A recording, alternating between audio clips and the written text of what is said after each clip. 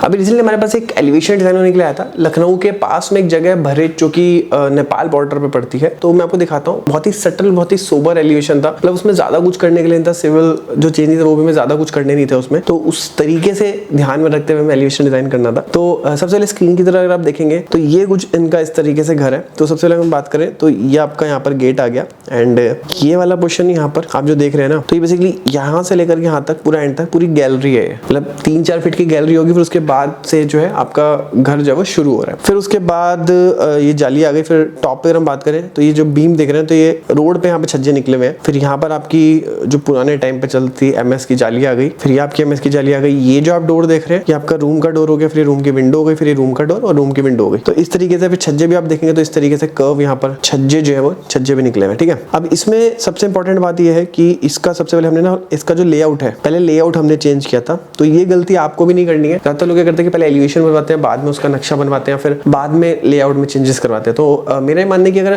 कोई भी प्लानिंग में चेंजेस करवा रहे हैं, उसका फ्रंट पे कुछ भी इंपैक्ट पड़ रहा है ना, तो पहले आप उसका नक्शा करवा लीजिए, फिर उसके बाद ही उसका एलिवेशन करवाइए। तो इसमें हमने इसका ऑलरेडी नक्शा चेंज कर दिया था। तो नक्शे के अकॉर्डिंग, और इसका मैंने ऑलरेडी नक्शा डाला हुआ है, अगर आपने नहीं देखा तो उसका भी लिंक जो मैं आपको नीचे डिस्क्रिप्शन बॉक्स में दूंगा कि उसकी प्लानिंग हमने किस तरीके से चेंज की थी, वो जाकर के आप देख सकते हैं। तो उसकी प्लानिंग के अकॉर्डिंग इनका जो एलिवेशन है किस तरीके से निकल गया वो मैं आपको दिखाता हूँ। तो जैसे कि आप देख रहे हैं एलिवेशन में, तो गेट तो इनका एज इट इज वहीं पर ही था। अब जो आपको मैं दिखा रहा था ना, लोहे की जाली इनकी नीचे आ रही थी, इसमें सबसे टेक्निकल बात ये थी कि इनका जो घर था वो kind of load bearing structure था, जिसमें कि हम वॉल्स को ज्यादा कुछ हिला डुला नहीं सकते थे। तो वहां पर जो रूम था उसको हमने एक्सटेंड करके, क्योंकि जो कि इनकी रिक्वायरमेंट में भी था, तो रूम्स को हमने यहाँ पे बड़ा कर लिया था। तो रूम को जैसे ही बड़ा किया, क्योंकि यहाँ पे 2 रूम थे, और तो एक रूम आ गया यहाँ पे, एक रूम आ गया यहाँ पे, और बीच में ये विंडो आ गई। तो हमने क्या किया कि फ्रंट पे यहाँ पर इस तरीके से यहाँ पे ग्रीनरी दे दी, और विंडोज यहाँ पे 2 आ गई। और यहाँ पे जब आप ग्रूव्स देख रहे हैं तो ग्रूव्स दे दिया। अगर ये जो ग्रे कलर आप चाहो तो नॉर्मल प्लास्टर में भी दे करके इसमें टेक्सचर भी करवा सकते हो, अदरवाइज आप इसको शीट से भी करवा सकते हो, डिपेंड करता है आपके बजट के ऊपर। फिर उसके बाद हम बात करते हैं, ऊपर हम आते हैं। तो हमने यहाँ पर क्या किया है, यहाँ पर आपने अगर देखा होगा एक पुरानी फोटो में, यहाँ पे बीम निकले हो तो छज्जा था। तो सबसे पहले हमने क्या किया, उसको कवर करके यहाँ पर व्हाइट कलर की यहाँ पे शीट से कवर कर दिया ताकि बीम छुप जाए, क्योंकि बीम छुपेगा तभी एक मिनिमलिस्टिक और स्लीक सा लुक यहाँ पर निकल के आएगा। और यहाँ पर हमने सरफेस COBs का यहाँ पर यूज कर दिया है। मैं आपको बता देता हूँ, ये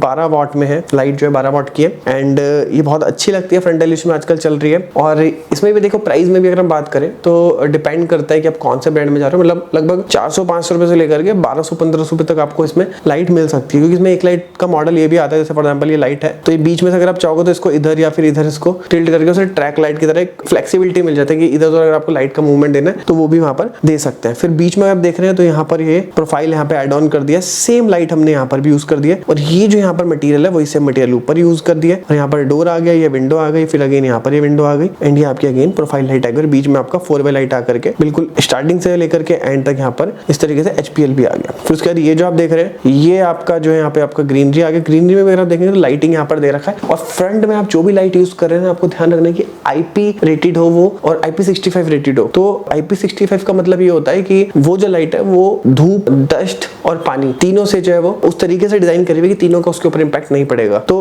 अगर आप नॉर्मल लाइट लगाएंगे तो डेफिनेटली उसकी जो वारंटी है उससे पहले ही वो खराब हो जाएगी, तो कई बार कंपनी भी जो वो क्लेम लेने से मना कर सकती है। फिर अगर हम बात करें यहाँ पर ये जो पोर्शन है यहाँ पर, तो ये बीच में जो है यहाँ पर इस तरीके से यहाँ पर प्रोफाइल लाइट का यूज कर दिया है, और ये बिल्कुल इस तरीके से लग रहा है जैसे कि स्टार जैसे टूटता है ना, तो उस तरीके से यहाँ पर आपको लुक दिख रहा है। और ये जो है ये MS के पाइप यहाँ पर यूज कर दिए हैं, और MS के पाइप के ऊपर यहाँ पर इस फिनिश में ड्यूको पेंट का यूज कर रखा है। अब बहुत सारे लोग ये कहते हैं कि यार कॉस्ट कटिंग करने के लिए एनामल पेंट का भी यूज कर सकते हैं, डेफिनेटली कर सकते हैं, लेकिन एक जो टेक्निकल पॉइंट है जो आपको कोई भी नहीं बताएगा, अगर आपका एरिया ऐसा है जहाँ पे कि बाहर बहुत ज्यादा डस्ट और धूल मिट्टी उड़ रही है ना, तो वहां पर अगर आप एनामल पेंट करवाएंगे ना, तो एनामल पेंट को सूखने में लगभग 6-8 घंटे लगते हैं। अब उसमें क्या है कि इस बीच दौरान में अगर मान लिया डस्ट वगैरह होती है, उसमें डस्ट बैठ जाएगी, फिर उसमें क्या है कि आप जितने मर्जी कोट करवा लो, वो हल्का जब उसे टच करेंगे तो खुदरा-खुदरापन लगेगा। इसके अपोजिट अगर आप ड्यूको पेंट करते हैं, फिनिशिंग ओवरऑल स्टार्टिंग से करेंगे तो अच्छी तो आएगी, लेकिन उसमें क्या है कि उसका जो ड्राई टाइम है वो थोड़ा सा कम रहता है, तो उसमें ये चीज की जो संभावना होती है वो काफी कम रह जाती है, क्योंकि बाद में उसके ऊपर ना बफिंग भी होती है। तो इस तरीके से मैंने आपको एलिवेशन से रिलेटेड काफी सारी चीजें सिखाई कि किस तरीके से कहां तक हम जिसको लेकर के गए, और टेक्निकल पॉइंट्स जो है अगर आपको पसंद आए तो नीचे कमेंट बॉक्स में मेरे को बताइए, और वीडियो को लाइक करिए। कोई भी क्वेश्चन तो मेरे को नीचे कमेंट बॉक्स में पूछ सकते हो। मिलता है नेक्स्ट वीडियो में, तब तक के लिए जय हिंद, वंदे मातरम।